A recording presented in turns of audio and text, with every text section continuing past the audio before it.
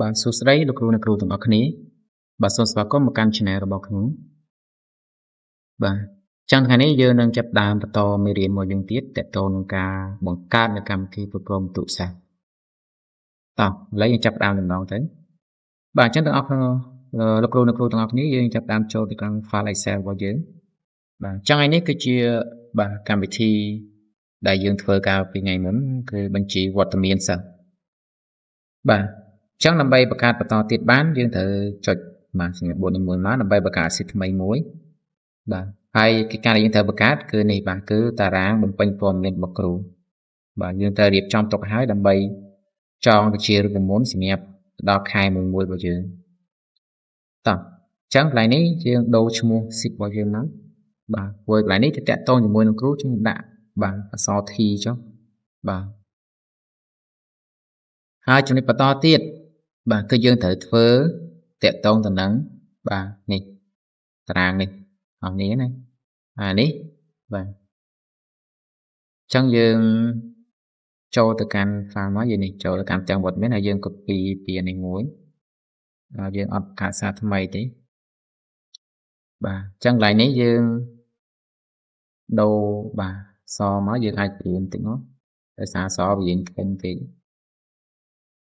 បាទមកថយតែនេះយើងដាក់អឺតារាងបំពេញព័ត៌មានតារាងបំពេញព័ត៌មានបាទបន្តមកទៀតនេះហើយយើងចាប់ដើមទៅមើលបាទរ៉ូលតទៅនឹងជួឈរនេះទាំងអស់នេះអញ្ចឹងយើងត្រូវការប្រមាណរ៉ូលបាទទី1បាទគឺ1រ៉ូលជួឈរនិង2រ៉ូលជួឈរអញ្ចឹងយើងចូលទៅកំណត់ហើយមកអញ្ចឹងកន្លែងនេះយើងយក1ហើយនេះគឺយើងយក1ទៀត2នេះអញ្ចឹងខ្ញុំ select 3នេះចុះ4នេះចុះដើម្បីដាក់សុំពណ៌ខាងក្រៅថ្ងៃនេះមួយដែរចុះខ្ញុំ select ទៅនេះបាទហើយយើងចុច merge ហើយខ្ញុំ break បាទ row ជួដេកបន្តិចហើយខ្ញុំជ្រើសរើសយក font ខ្មែរ Emulate សម្រាប់ទំព័រអក្សរគឺខ្ញុំយក14បាទកន្លែងនេះហើយយើងបំពេញចូលមកបាទសូមបញ្ចូលព័ត៌មានខាងក្រោម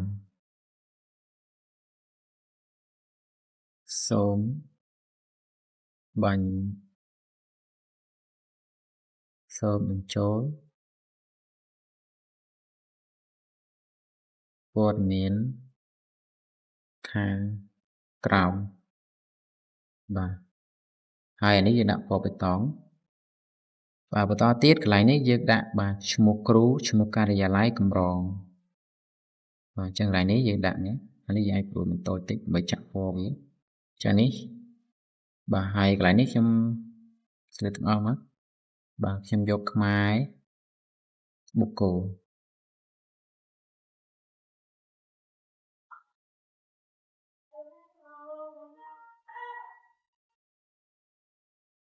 បាទខ្មែរបុគ្គលនៅនេះ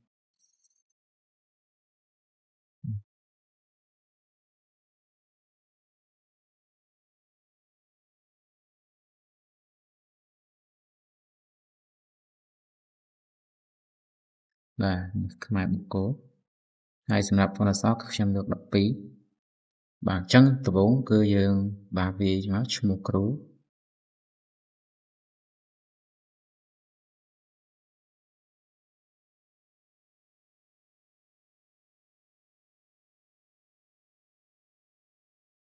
បាទឈ្មោះគ្រូបន្ទប់ថ្នាក់ឈ្មោះគ្រូបនបន្ទប់ថ្នាក់ទី2ការឈ្មោះការិយាល័យកម្រងឈ្មោះសាលា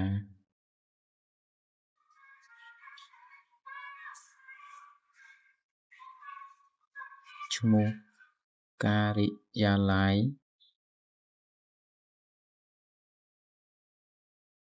កម្រងឈ្មោះសាលា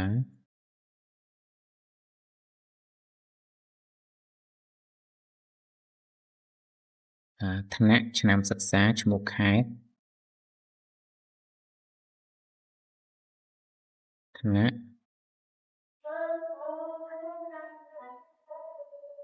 ឆ្នាំសិក្សាឈ្មោះខេត្ត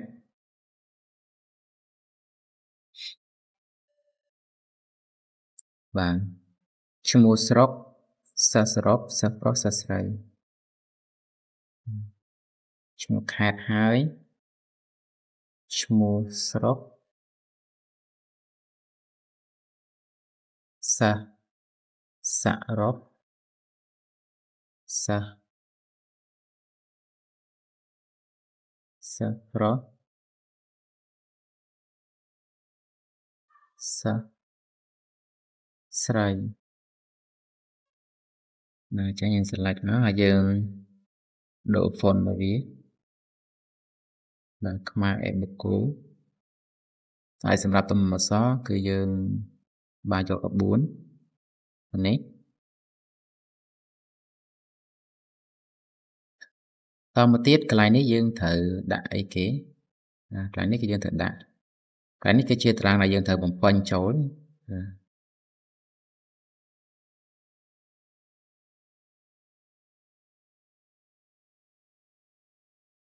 ចឹងបន្ទាប់ពីបានប៉ុណ្នេះហើយយើង select បាទផ្ទៃទាំងអស់នេះបាទដាក់ពណ៌ទៅលឿង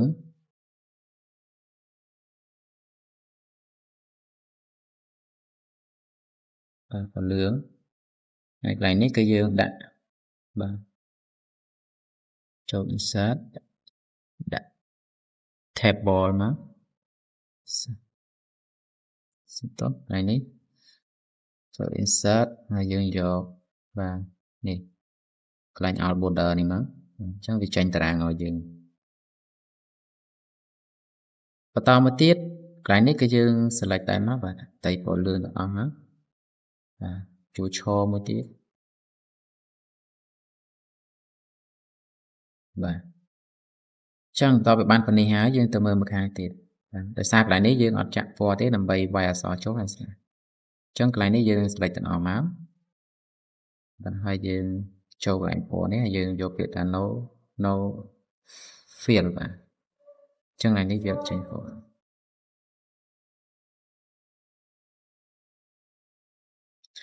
បាទអញ្ចឹងប៉ុណ្នេះយើងហើយតមកទៀតយើងចូលទៅផ្នែកខាងស្ដាំកន្លែងនេះផ្នែកខាងស្ដាំនេះយើងត្រូវការប្រមាណរោជួឈរបាទទី1 2 3បាទ3រោជួឈរអញ្ចឹងយើងកំណត់មកនេះបាទនេះរោទី1ទី2និងទី3ទី3នេះយើងឲ្យវែងដល់ព្រោះយើងត្រូវបញ្ចូលផ្នែកខែបាទចាយើងចាប់ដើមបាន merge វាតែមួយមកហើយយើងមើលនេះដាក់ថាបញ្ចូលការបច្ឆេទចន្ទគតិនិងសុរិយគតិអញ្ចឹងយើងប្រេសំមកបញ្ចូល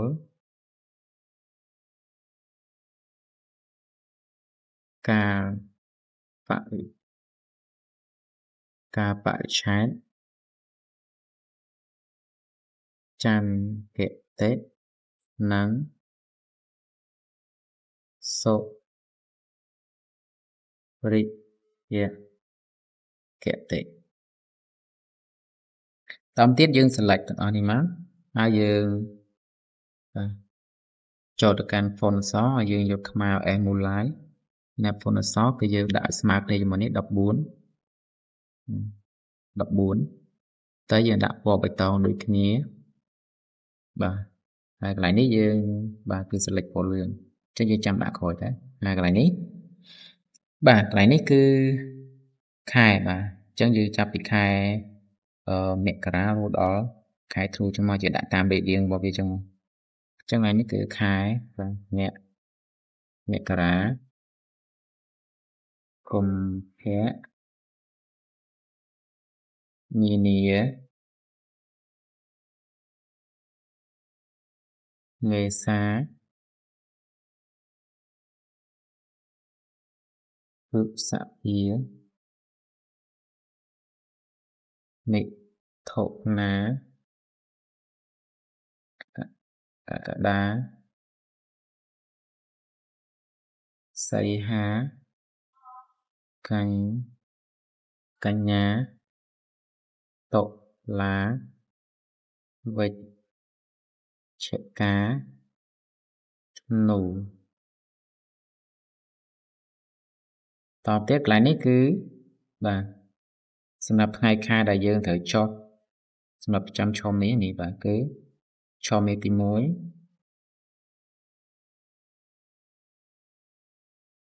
ឆមាសទី1ទី2និងប្រចាំឆមាសបាទកន្លែងនេះយើងមួយខែយើងត្រូវការ2កន្លោនបាទអញ្ចឹងកន្លែងនេះយើងបាទឃើញដូរតិចមក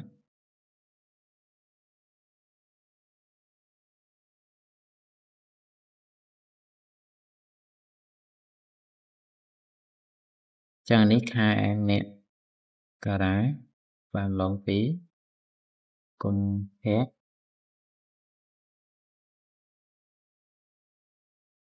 មីនាមេសាឧសភាមិថុនាកក្កដាសីហាកញ្ញាតុលាវិច្ឆិកាធ្នូហើយបន្តទៀតកន្លែងនេះគឺឆមាសទី1ឆមាសទី2ប្រចាំឆ្នាំបាទ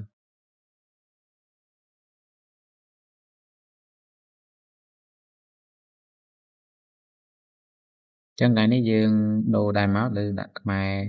បុគ្គលដូចគ្នាហើយ font គឺ font 14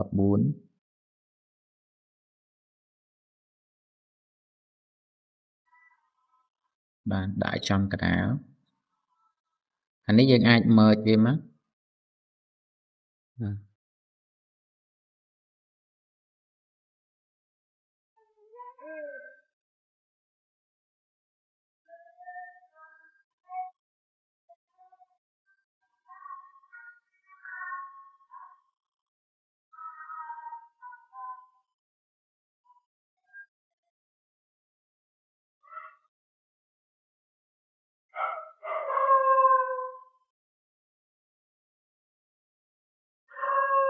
អញ្ចឹងយើង merge វាអស់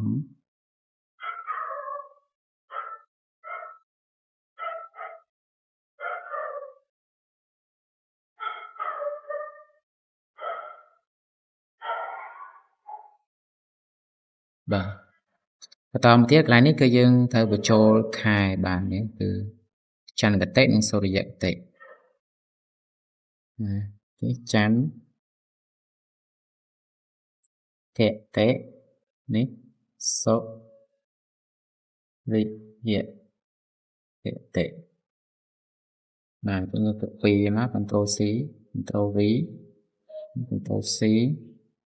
Ctrl V Ctrl C V មករហូតតទៅអស់អញ្ចឹងណាលើយើងលុបចេញបាទ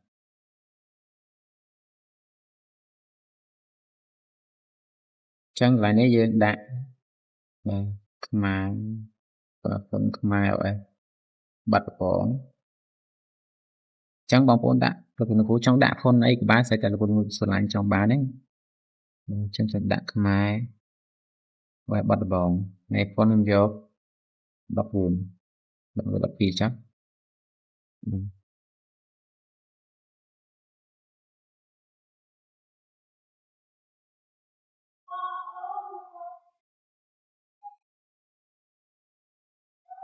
ដាក់ចំកណ្ដាលបាទហើយកន្លែងនេះយើងអាចព្រួមក៏បានណាបាទប្រូជួដេនេះយើងឃើញណាវាធំពេកទេយើងអាចព្រួមវាបាទដាក់ឲ្យរៀងតូចទៀតណាបាទប៉ុណ្នេះស្មើគ្នា តមកទៀតយើងចាប់តាម ចាក់ role របស់វាដាក់ border ចុះ border ដាក់អស់ហើយកន្លែងនេះបាទកន្លែងនេះយើងអាច insert កន្លោះមុនសិនទៅចុចលុបវិញគេ insert កន្លែងនេះដើម្បីយើងតុបប្រឡោះចាក់ពណ៌លឿងឲ្យដូចអានេះអញ្ចឹងយើងចាក់នេះមកអានេះដូចគ្នាដែរយើងតុបឲ្យល្មមនេះមក select ទាំងអស់មកដល់ក្នុងខាងក្រោមរបស់យើងបាទហើយយើងដាក់ផ្ទៃរបស់វាតាមពណ៌លឿងអញ្ចឹងពណ៌នេះអាចថាបើយើងមើលទៅយើងចាំងនេះគេដាក់ពណ៌យើងកម្ៅតិចទៅបានទេបញ្ចុះបាទអញ្ចឹងកន្លែងនេះយើងអត់ត្រូវការពណ៌ទេព្រោះយើងត្រូវការបំពេញបាទតនន័យអញ្ចឹងកន្លែងនេះយើងអាចដោះពណ៌ពីវិញបានយើងយក no fill នេះមកបាទអានេះបានកន្លែងនេះយើងចាក់ពណ៌បាទបៃតងកន្លែងនេះក៏ពណ៌បៃតងបាទ